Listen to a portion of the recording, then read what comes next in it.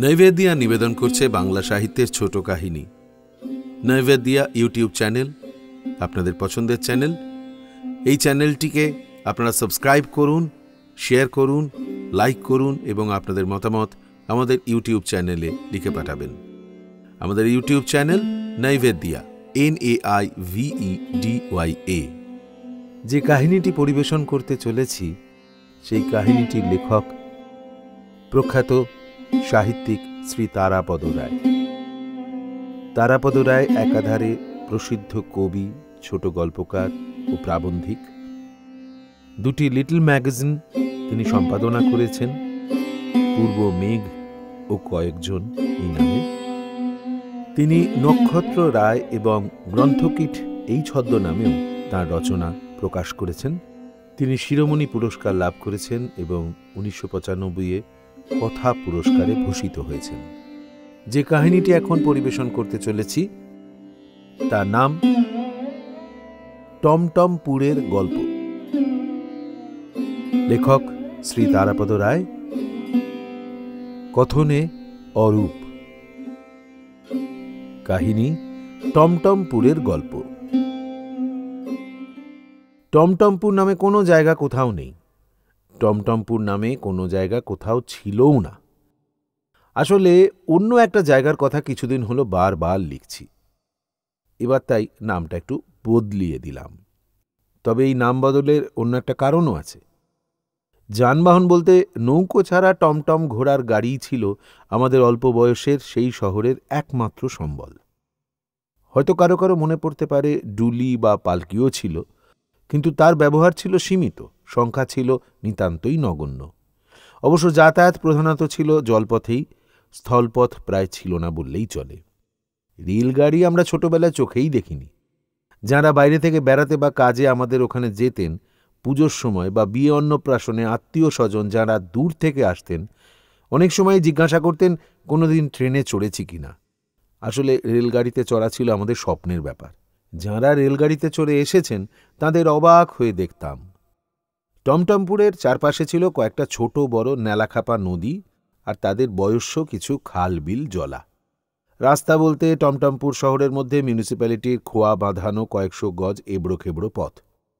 আর শহরের দুই দিকে উত্তর আর পূবে দুটো পুরনো নবাবী সড়ক। তখন বলা হতো ডিস্ট্রিক্ট বোর্ডের রাস্তা। ডিস্ট্রিক্ট বোর্ডেরই দায়িত্ব ছিল সেগুলো দেখাশোনা করার। সেসব রাস্তার মধ্যে মধ্যেই নড়বড়ে কাঠের সাঁকো। তার উপর দিয়ে যখন টমটম গাড়ি ছুটে যেত ভয় হতো ভেঙে না পড়ে। তবে ভাঙত না। যখন বাস যেত তখনও ভাঙত না। এছাড়া ছিল সাহেবরা যাকে বলতো ফেয়ার ওয়েফার রোড। বর্ষায় জলকাদায় ডুবে থাকে, শুকোতে শুকোতে অঘ্রাণ পৌষ হয়ে যেত। তারপর পুরো শীতকাল, বসন্ত আর গ্রীষ্মের শেষ পর্যন্ত যতদিন না বৃষ্টি নামে, নদী নালায় জল আসে, সেই রাস্তা ব্যবহার করা হতো। সে রাস্তায় চলত দু চাকার সাইকেল, ক্যাঁচ কোঁচ গরুর গাড়ি, পাট আর ফসল বোঝাই হয়ে, ঘোড়ার গাড়ি আর পায়দল মানুষ। শুধু টমটম নয়, ঘোড়ার গাড়ির আরও রকম ফের ছিল। টমটম হলো দু চাকার এক ঘোড়ার গাড়ি। দুজন বসতে পারে, মাথার উপরে ছাদ আছে, জানলা আছে, দুপাশে রোদ বৃষ্টি লাগে না, আলো হাওয়া খেলে। অবশ্য হাত পা একটু জবুথবু করে বসতে হয়, পা ছড়ানো যায় না। কোচম্যান বসত গাড়ির সামনের পাদানির ওপর পা রেখে। টমটম গাড়ি বেশি, তবে চার চাকার দু ঘোড়ার গাড়ি ছিল, তার নাম পালকি গাড়ি। তাতে দুজন দুজন, মুখোমুখি চারজন, প্রত্যেকের আলাদা আলাদা জানালা, বসাও মোটামুটি আরামের। কোচম্যানের জায়গা ছিল ছাদে। একটু বড় হয়ে ছাদে কোচম্যানের পাশে দু একবার বসে গিয়েছি। মফস্বলের হু হু হাওয়ায় খোলা ছাদে সে খুব আরামজনক স্মৃতি। তখনও সাইকেল রিক্সা আসেনি। টমটমপুরের মতো ছোট মফস্বল শহরে রিক্সা তখনও কেউ চোখেই দেখেনি। দেখে থাকলে কলকাতায় বা ঢাকায় বা জেলা সদরে দেখেছে। টমটমপুরের ত্রিসীমানায় সাইকেল রিক্সার অস্তিত্ব ছিল না। শহরের মধ্যে বা শহরের আশেপাশে টুকটাক যাতায়াতে, বিশেষ করে মেয়েদের জন্য, ঘোড়ার গাড়িই ছিল একমাত্র ভরসা। সিনেমায়, দোকানে, এ পাড়া থেকে ও পাড়ায় কুটুম বাড়িতে যেতে হবে, খবর দাও ঘোড়ার গাড়িকে। আমাদের বাড়ির পশ্চিম দিকের বাড়িটা ছিল গাড়িওয়ালা বাড়ি। ওই নামেই সারা পাড়ায় তার পরিচয়, কারণ ও বাড়িতে দুটো ভাড়াটে ঘোড়ার গাড়ি আছে, একটা পালকি আর একটা টমটম। ঘোড়া দুটো, কোচম্যান একজন। কোচম্যানের নাম রাধুদা। ঘোড়ার গাড়ির কোনো আলাদা আস্তানা ছিল না। প্রায় প্রত্যেক পাড়াতেই কম বেশি একটা দুটো করে গাড়িওয়ালা বাড়ি ছিল। লোকে প্রয়োজন মতো খবর দিত, যথাসময়ে গাড়ি এসে যেত। কিছু কিছু গাড়ি অবশ্য অপেক্ষা করত বাসস্ট্যান্ডে আর শহর থেকে মাইল 2 দূরে স্টিমার ঘাটে, স্টিমার যাতায়াতের সময়। ডিস্ট্রিক্ট বোর্ডের উত্তরমুখী রাস্তাটা ধরে দিনে গোটা 3 বাস যাতায়াত করত জেলা সদরে। সেই বাসস্ট্যান্ডে যাত্রীর আশায় যেদিন ভাড়া জুটত না, রাধুদাও টমটম গাড়িটা নিয়ে দাঁড়াত। আমাদের চোখে রাধুদা ছিল গণ্যমান্য লোক। ঘোড়ার গাড়ি যে চালায় সে গারোয়ান নয়, গারোয়ান হল গরুর গাড়ির চালক, ঘোড়ার গাড়ির চালক হল কোচম্যান। অচেনা সওয়ারিরা তাকে কোচম্যান সাহেব বলে। আবার কোচম্যানদের মধ্যে রাধুদাই ছিল সবচেয়ে স্বতন্ত্র, অভিজাত। খাটো ধুতির ওপরে ছিটের পাঞ্জাবি পরা রাধুদা মাথায় পাগড়ি না দিয়ে কখনো গাড়ি চালাত না, কখনো খালি পায়ে থাকত না।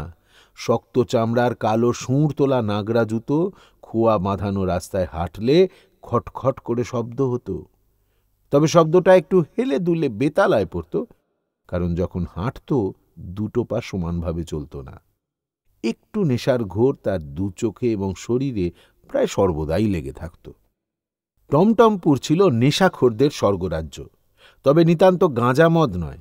নেশার বস্তুটা ছিল সনাতন সিদ্ধি, যাকে ওখানকার লোকেরা বলতো ভাং। শিব ঠাকুর মানে মহাদেবের প্রিয় জিনিস। কোথা থেকে অত সিদ্ধির গাছ এসেছিল কে জানে। পুরো টমটমপুর শহরটা ছেয়ে গিয়েছিল সিদ্ধির ঝোপে। রাস্তার ধারে, ফাঁকা মাঠে, গৃহস্থের উঠোনে, খাল পাড়ে সব জায়গায় বিজবিজ করত সিদ্ধির জঙ্গল। যেসব জায়গায় জন্মাত দণ্ডকলস, শিয়ালকাটা বা জঙ্গলি কচুর ঝোপ, সেই সব খালি জমি ছেয়ে গিয়েছিল ভাং গাছে। রীতিমতো ঘন ঝোপে সংকুচিত হয়ে গিয়েছিল রাস্তাঘাট। টমটমপুর পুরসভার পক্ষে ভাঙের জঙ্গল কেটে রাস্তাঘাট পরিষ্কার রাখা একটা কঠিন কাজ হয়ে দাঁড়িয়েছিল। ঠিক সেই রকমই লোকের বাড়ির ভিতরের উঠোন, বাইরের উঠোন, ঘর দালানের পেছনে এবং চারপাশে ঘন বিন্যস্ত ভাঙের আগাছা। ভাং গাছের আগাছা, ভাং গাছের ঝোপের মধ্যে সাপ লুকিয়ে থাকত, বাসা বাঁধত বন বেড়াল আর খ্যাঁক শেয়াল। আজকাল টমটমপুরে আর বিশেষ যাওয়া হয় না। শেষ যেবার গিয়েছিলাম দেখলাম সেই সব ভাঙের ঝোপ এখন কোথাও আর নেই। কোথা থেকে কিভাবে এসেছিল, কিভাবে নিশ্চিহ্ন হয়ে গেছে কে জানে। ভাং পাতা হল মাদক দ্রব্য, তা দিয়ে সিদ্ধির শরবত হয়, আরও নানাভাবে নেশার কাজে ব্যবহার হয়। কবিরাজে ওষুধ বানাতে ভাং লাগে। বিশেষ করে যৌবন শক্তি বাড়ানোর জন্যে কবিরাজেরা যে মোদক ব্যর্থকাম রোগীদের দেন, সেই মোদক কোথাও কোথাও, যার বাণিজ্যিক নাম মদনানন্দ মোদক, তৈরি হয় ভাং থেকে। দ্রুত ফলপ্রসূ সেই বটিকা। তবে যতদূর মনে হয় আবগারি বিভাগের খুব একটা মাথা ব্যথা ছিল না সিদ্ধি বা ভাং নিয়ে। আর টমটমপুরের কটাই বা লোক ছিল আবগারি দপ্তরে। দিশি মদ আর গাঁজার দোকানের খোঁজ খবর নেওয়ার বেশি তাদের আর করার খুব কিছু ছিল না। কিন্তু তবু একটা অলিখিত নিয়মে যারা ভাঙের পাতা নেশার জন্য ব্যবহার করত, তারা ব্যাপারটা একটু গোপনেই করত। ভোর রাতের দিকে কিংবা ঘোর সন্ধ্যার দিকে। রাতে আলো জেলে পাতা কাটলে লোকে সন্দেহ করবে, তাছাড়া সাপখোপের ভয় তো ছিলই। তাই দিন শেষে বা দিনের শুরুতে লোক চলাচল যখন কম, তখন পাতা কেটে বাড়ির ভেতরের উঠোনে অথবা ভিতরের দিকের কোনো টিনের ঘরের চালে, চালের যে দিকটা রাস্তা থেকে দেখা যায় না, সেখানে সেই পাতাগুলো শুকোতে দিত। সে বছর আমার মেজ মাসিমার বিয়ে। বিয়ে হবে টমটমপুর থেকে মাইল 10 দূরে, আমাদের মামার বাড়ির গ্রামে। সে গ্রামের কথাও অনেক লিখেছি, এই গল্পে তার নাম দেওয়া যাক ছায়াতলি। বিয়েটা হয়েছিল মাঘের শেষে অথবা ফাল্গুনের প্রথমে। খুব শীত ছিল সে সময়। আমাদের ওদিকে প্রায় চৈত্র পর্যন্ত জমাট ঠান্ডা থাকে। আমাদের উচিত ছিল এবং কথাও ছিল বিয়ের অন্তত 1 সপ্তাহ আগে যাওয়ার। এমনি তো কোনোই অসুবিধে ছিল না। অ্যানুয়াল পরীক্ষার পর এই সময়টায় স্কুলের পড়াশোনা ঠিকমতো আরম্ভও হতো না। কিন্তু তখন আমাদের টমটমপুর বাড়িতে পুরো সংসারের ভার আমার মার উপরে। ঠাকুমা মারা গেছেন অল্প কিছুদিন আগে। কাকিমা জেঠিমারাও সব টমটমপুরের বাইরে। আমরা চলে গেলেও বাড়ি তো আর খালি থাকবে না। বাবার কোর্ট থাকবে, বাবা পরে যাবেন, আগে ফিরবেন। মুহুরিবাবুরা থাকবেন, কাজের লোকেরা থাকবে, বেড়াল, কুকুর, গরু, এমনকি একটা হেঁড়ে গলা ময়না পাখিও ছিল বারান্দায়। তবু একটা বন্দোবস্ত করা হয়েছিল। আমাদের এক দুঃসম্পর্কের বিধবা পিসিমা থাকতেন পাশের পাড়াতেই। তার একটু নাকি হাত টান ছিল, এটা ওটা ঘটিবাটির ওপর কিছু কিছু লোভ ছিল। তবুও সেসব ধর্তব্যের মধ্যে না ঢেলে বিশেষ প্রয়োজন বোধে তাঁর ওপরে সংসারের ভার ছেড়ে মা বোনের বিয়েতে বাপের বাড়িতে যাবেন, এটাই ঠিক ছিল, এবং সপ্তাহখানেক আগে যাবেন, সেটাই ঠিক ছিল। কিন্তু তা হলো না। সে বছর নদীতে জল খুব কম ছিল। স্টিমার ছায়াতলি পর্যন্ত যেতে পারত না। টমটমপুরের কাছে 2 মাইল দূরে স্টিমার ঘাট পর্যন্ত এসে ফিরে যেত। ফলে মেজমাসিমার বিয়েতে আত্মীয় স্বজন যারা ঢাকা, কলকাতা বা অন্য জায়গা থেকে আসছিলেন, তাঁরা টমটমপুর হয়েই যাচ্ছিলেন এবং আমাদের বাসায় উঠছিলেন। বিয়ের আগের দিন আত্মীয়রা আসছিলেন, ফলে মায়ের পক্ষে টমটমপুর ছেড়ে যাওয়া কঠিন ছিল। এদিকে বাবাও আদালতে কি একটা জটিল সমস্যায় আটকে গিয়েছিলেন। পুরনো মক্কেলের কেস ঠিক ফেলে যাওয়া যায় না। এইভাবে গড়াতে গড়াতে শেষ পর্যন্ত ঠিক হলো বিয়ের দিন দুপুরে বাবা মা শুদ্ধ আমরা ভাইয়েরা রওনা হব ছায়াতলিতে। সকালের দিকে বাবাকে একবার কোর্টে যেতে হবে, তবে যত তাড়াতাড়ি সম্ভব ফিরে আসবেন। বোনের বিয়েতে যেতে দেরি হচ্ছে বলে এ কয়দিন মার মুখ ভার ছিল। বিয়ের আগের দিন সন্ধেবেলা বাবা যখন কোর্ট থেকে ফিরে পরের দিনের প্রোগ্রাম জানালেন, মা বললেন, রাধুকে দেখলাম এইমাত্র পালকি গাড়িটা নিয়ে বেরিয়ে গেল। আজকে কি আর ফিরবে? কাল কখন ফিরবে? ফিরে আবার নেশা ভাঙ করে পড়ে থাকবে। আমরা যাব কি করে? এমন সময় দাদা ফিরল। সন্ধ্যা পর্যন্ত যতক্ষণ চোখে বল দেখা যায় ততক্ষণ পর্যন্ত খেলে, তারপর বন্ধু বান্ধবদের সঙ্গে সিনেমা হলের সামনে দিয়ে ঘুরে দাদার আসতে একটু সন্ধ্যাই হয়ে যায়। বাড়ির ভিতরে ঢুকতে ঢুকতে মার কথা শুনে দাদা বলল, রাধুদা তো কোথাও যায়নি। ব্রাহ্ম সমাজের মন্দিরের কাছে দেখলাম পালকি গাড়িটা দাঁড়িয়ে রয়েছে। আমাদের বাড়ির ঠিক পেছনেই একটা মাঠের একপাশে রাস্তার ধারে ব্রাহ্ম সমাজের মন্দির। রবিবার ছাড়া অন্য দিন সেটা সাধারণত তালাবন্ধ থাকে। তারপরে আরেকটা মাঠ, একটা আমবাগান, আমবাগানের ওপারেই খাল, তাই জায়গাটা একটু নির্জন। দাদার কথা শুনে বাবা বললেন, রাধু বোধহয় আবার ভাঙ কেটেছে, একদিন জেলে যাবে। তা যাক, তখন দেখা যাবে। এখন তোরা দুজনে গিয়ে রাধুকে ডেকে নিয়ে আয় তো। জায়গাটা ফাঁকা ফাঁকা, আমার একটু ভয় ভয় করছিল। এই সময় এদিককার রাস্তা দিয়ে লোকজনের খুব একটা যাতায়াত নেই। এটা আসলে শহর প্রান্তের হাটের রাস্তা। হাটবারে এখান দিয়ে সন্ধ্যের পরেও লোকজন যাতায়াত করে। অন্যদিন ফাঁকা থাকে। আজ কোনো লোকজন নেই রাস্তায়। আশেপাশে তেমন বাড়িঘরও নেই। আমবাগানের পাশে কয়েকটা গরু নিয়ে একটা কুঁড়ে ঘর বেঁধে এক মধ্যযৌবনা গোয়ালিনী থাকে। সে বিধবা। তার নামে নানাজনে নানা কথা বলে। দুধ ছাড়া সে নাকি আরও কিছু বেচে। ব্রাহ্ম মন্দিরের কাছে গিয়ে দেখি আবছায়া অন্ধকারে দালানের দেয়াল ঘেঁষে রাধুদার পালকি গাড়িটা দাঁড় করানো। পালকি গাড়ির ছাদে দাঁড়িয়ে ঘাসের বোঝার মতো একটা জিনিস, নিশ্চয়ই ভাং গাছের কাটা পাতার আঁটি, রাধুদা এগিয়ে দিচ্ছে, আর ওদিকে ছাদের ওপর থেকে একজন সেই আঁটি ধরে ছাদে ছড়িয়ে দিচ্ছে। দাদা আমাকে ঠোঁটে আঙুল দিয়ে চুপ করে দাঁড়াতে বলল। রাধুদা আমাদের দেখতে পায়নি। আমরা গাড়িটার পেছনে দাঁড়িয়ে দেখছিলাম। চোখে অন্ধকার সরে যাওয়ার পরে বুঝলাম ছাদে সিলুয়েটে যাকে দেখা যাচ্ছে সে মহিলা। দাদা আমাকে ফিসফিস করে বলল, হরিমতি পিসি। তার মানে আমবাগানের গোয়ালিনী। একটু পরে ছাদে ভাঙপাতা বিছানো শেষ হলো। হরিমতি পিসি ছাদের আলসে ঘেঁষে পা নামিয়ে বসল। গাড়ির ছাদের ওপর থেকে হাত বাড়িয়ে রাধুদা কোলে তুলে নামালেন। নামাতে একটু বেশি সময়ই লাগলো। একবার হরিমতি পিসির চাপা গলাও শোনা গেল, গারোয়ানের রস কত। তারপর গাড়ির ওপর থেকে এক লাফে নিচে নেমে ছুটে আমবাগানের দিকে চলে গেল। দাদা চাপা গলায় আমাকে বলল, বোধহয় আমাদের দেখতে পেয়েছে। তারপর চেঁচিয়ে ডাকল, রাধুদা। হঠাৎ দাদার ডাক শুনে রাধুদা ঘুরে দাঁড়িয়ে গাড়ির পাদানি বেয়ে নিচে নেমে এলো। তারপর আমাদের দুজনকে দেখে জিজ্ঞাসা করল, তোমরা দুজনে এখানে কি করছো? দাদা বলল, তোমাকে ডাকতে এসেছি। কাল দুপুরে ছায়াতলিতে যেতে হবে, আমাদের মাসির বিয়ে। শুনে রাধুদা বলল, সে তো আমি জানি, খুব ভালো কথা, কিন্তু দুপুর দুপুর যেতে হবে, তাহলে রাস্তায় আমি টানা 2.5 ঘন্টা রোদ পাব। এখন গিয়ে আবার কিছু ভাঙঝোপ কেটে রাখি, কাল গাড়ির ছাদে শুকিয়ে নেব। তারপর কি যেন চিন্তা করে রাধুদা বলল, তোমাদের বাবাকে ভাং পাতা শুকোনোর কথা কিছু বলতে যেও না। পরদিন বাবা 1টার মধ্যে কোর্ট থেকে চলে এলেন। বেলা 12টার মধ্যেই রাধুদা তার পালকি গাড়ি নিয়ে আমাদের বাড়িতে চলে এসেছে। সকাল থেকে বোধহয় কয়েক ঘটি ভাং খেয়েছে শরবত করে। রাধুদার চোখ দুটো টকটকে লাল। বাইরের উঠোনে গাড়ি দাঁড় করিয়ে ঘোড়া দুটোকে ছেড়ে দিয়েছিল। সে দুটো আমাদের বাড়ির সামনের পুকুর পাড়ে ভাঙঝোপের ধার থেকে ঘাস খুঁটে খাচ্ছিল। সে দুটো চোখগুলো খুব লাল। বাবা আসার পর ঘোড়া দুটো আবার গাড়িতে জুতে দেওয়া হলো। তাড়াতাড়ি করার জন্য রাধুদা তাগিদ দিতে লাগলো। গাড়ির পিছনে ট্রাঙ্ক, বিছানা দড়ি দিয়ে বেঁধে তারপর বাবা, মা, আমরা 3 ভাই সবাই মিলে গাড়িতে উঠতে প্রায় 2টো বেজে গেল। গাড়িতে উঠতে গিয়ে বাবা বললেন, মালপত্রগুলো ছাদে না উঠিয়ে পিছনে বসানো হলো কেন? রাধুদা বলল, ছাদে ঘোড়ার খড় বিচালি রয়েছে, মালপত্র পেছনে ভালোই থাকবে। গাড়িতে ওঠার পর ছাদের উপর থেকে টাটকা কাটা ভাং পাতার শীষের গন্ধ পেয়ে বাবা ভ্রু কোচকালেন। মাকে বললেন, ঘোড়ার খাবার না আরো কিছু। রাধু ভাং নিয়ে কোথায় যাচ্ছে? কথাটার জবাব দিল দাদা। গাড়ির ছাদে রোদে তাড়াতাড়ি শুকোবে বলে রাধুদা ভাং পাতা তুলেছে।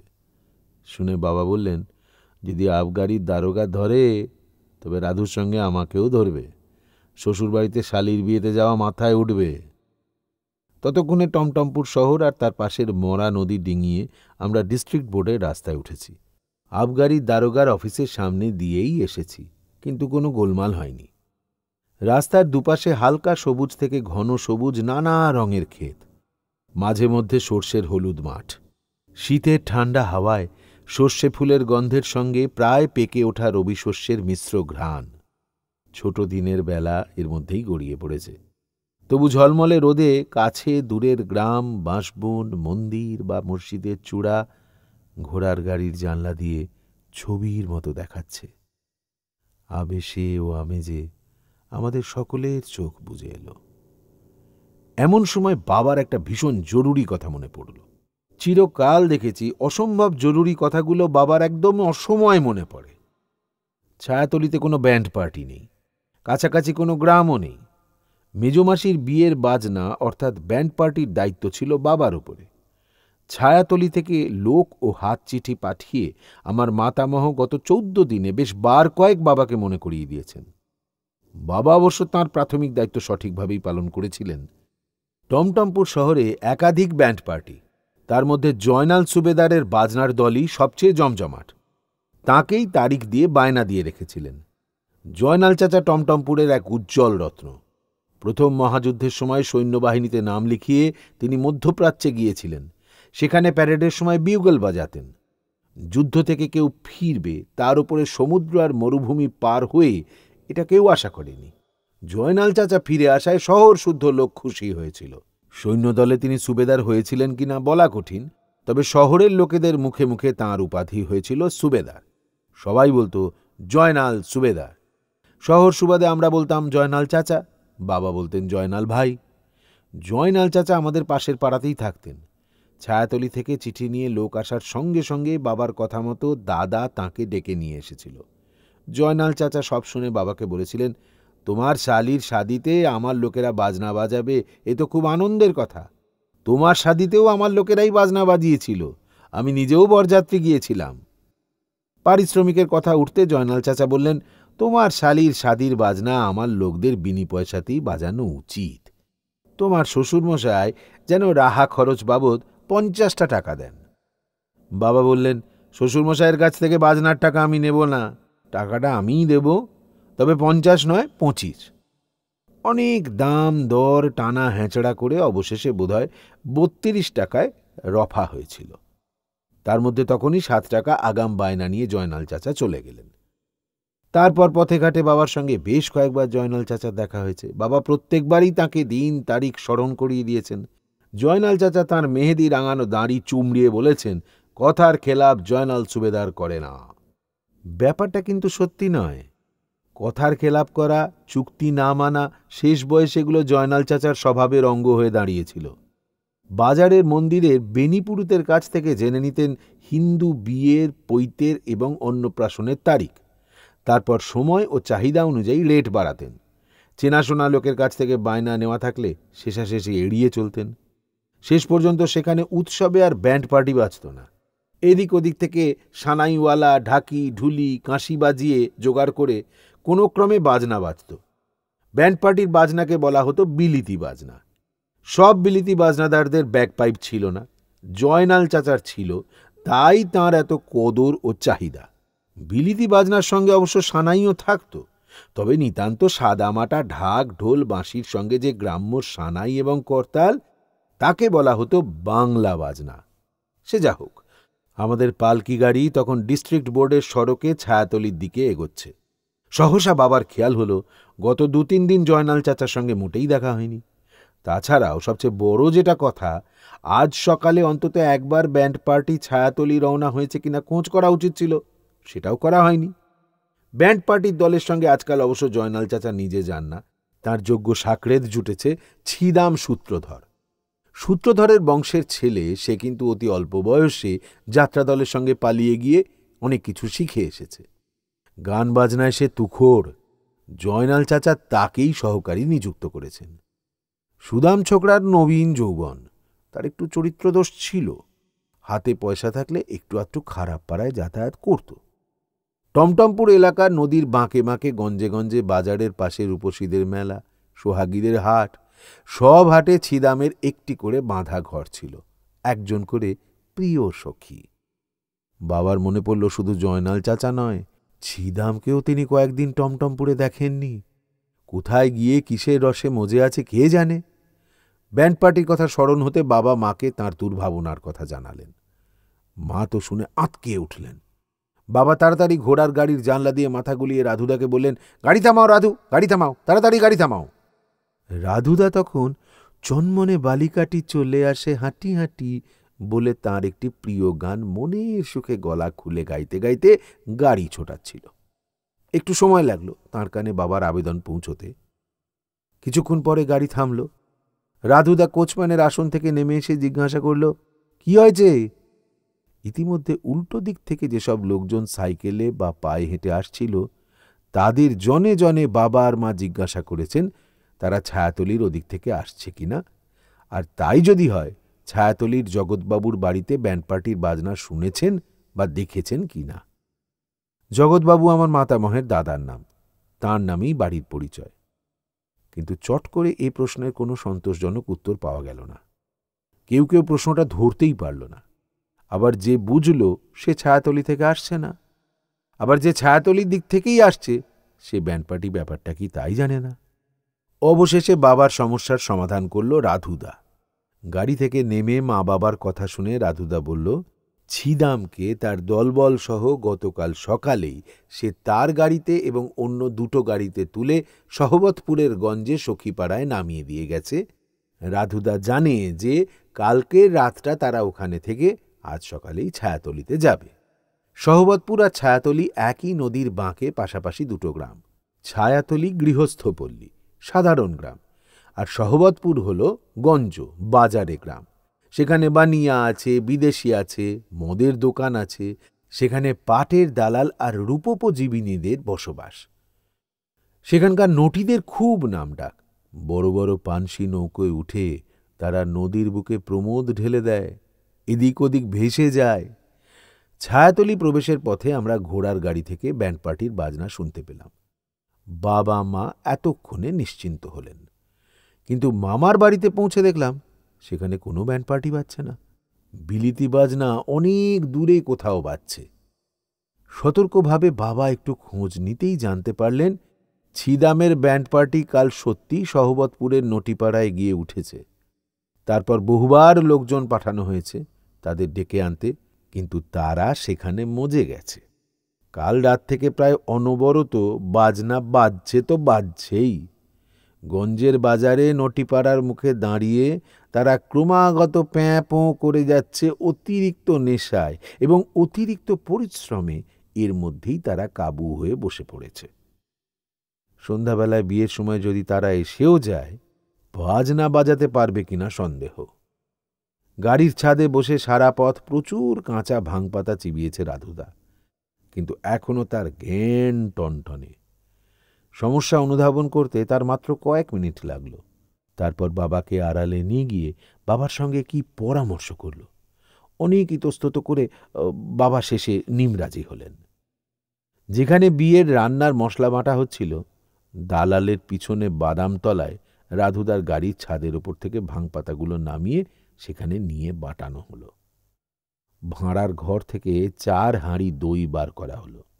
তারপর ভাঙপাতা বাটা সিদ্ধি আর দইয়ের সঙ্গে জল দিয়ে একটা বড় মাটির জালায় ভালোভাবে মিশিয়ে সেই জালা ঘোড়ার গাড়ির ভেতরে তুলে রাধুদা রওনা হয়ে গেল। রাধুদা ফিরল প্রায় 1 ঘণ্টা পরে।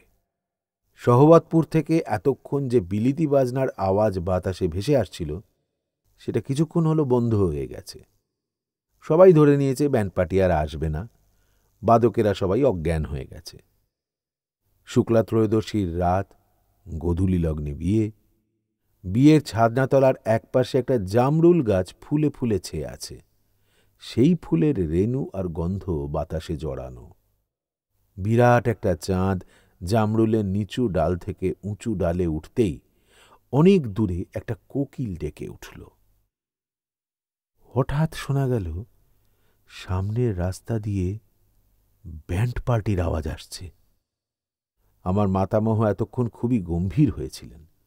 এবার ব্যান্ড পার্টির এগিয়ে আসার আওয়াজে তাঁকে একটু প্রসন্ন মনে হল। তিনি কন্যা সম্প্রদান করতে বসেছিলেন। বাবা গিয়ে তাঁর কানে কানে বললেন, মনে হচ্ছে সিদ্ধির শরবতে কাজ হয়েছে। সত্যিই কাজ হয়েছে। চাঁদের আলোয় এক অনৈসর্গিক দৃশ্য দেখা গেল। সামনে একদল লোক ড্রাম, বিউগল, সানাই, ক্ল্যারিওনেট, ব্যাগপাইপ বাজাতে বাজাতে আসছে। তারা কেউই জয়নাল চাচা বা ছিদামের লোক নয়। তারা যে বাজনাদার নয়, সে তাদের বাজনা শুনেই বোঝা যাচ্ছিল। সে বাজনার মাথা মুন্ডু নেই, কোনো সুর নেই, বেসুর নেই, মা বাবা নেই, যে যেরকম পারে বাজিয়ে যাচ্ছে। তবে ছিদাম আছে, সেই সম্ভবত এদের সংগ্রহ করেছে। সে গাড়ির ছাদে রাধুদার ডান পাশে বসে গাড়ি চালাচ্ছে। তার হাতে ঘোড়ার চাবুক, আর রাধুদার বাঁ পাশে কণ্ঠলগ্ন হয়ে পড়ে আছে এক রূপসী। কিন্তু সে একা নয়। গাড়ির ছাদে, গাড়ির ভিতরে, গাড়ির পিছনের পাটাতনে চাঁদের আলোয় ঝলমল করছে সহবতপুরগঞ্জের রূপসীরা। বাড়ির কাছে আসতেই তারা সবাই ঝুপঝুপ করে গাড়ি থেকে নামল।